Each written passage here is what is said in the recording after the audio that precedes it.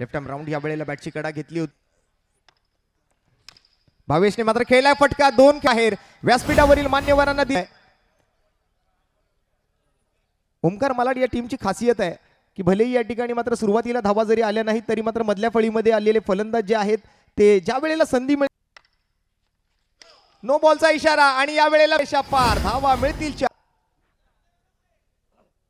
खूपच लेगस्टमच्या बाहेरचा बॉल आणि हाफ ट्रॅकर होता. टप्पा पडल्यानंतर मात्र खूप वेळ मिळाला फलंदाजाला आणि खेळाडू मात्र दायऱ्याच्या आतमध्ये होता. ज्याला आतमध्ये बोलवलं त्याच्याच डोक्यावरून फटका. पुन्हा एकदा समोरच्या दिशेने खेळला गेलेला फटका. तिकडे प्रयत्न तर पूर्ण केलाय. Straight down the ground. सीधी 4 धावा. चौकार. काय फटका खेळलाय. जागा बनवली आणि बॉलला त्याची जागा दाखवली. साइड स्क्रीन वरती जाऊन बॉल आदळलाय.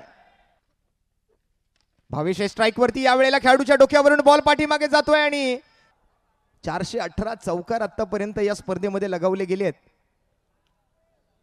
प्रेक्षकांच्या नजरा आता मात्र या मॅचने खेचून आणली. टंगळटवाळ्या करत होते मात्र त्यांचीही नजर आता मात्र या मॅच कडे आली आहे. चौकारांची आतिषबाजी.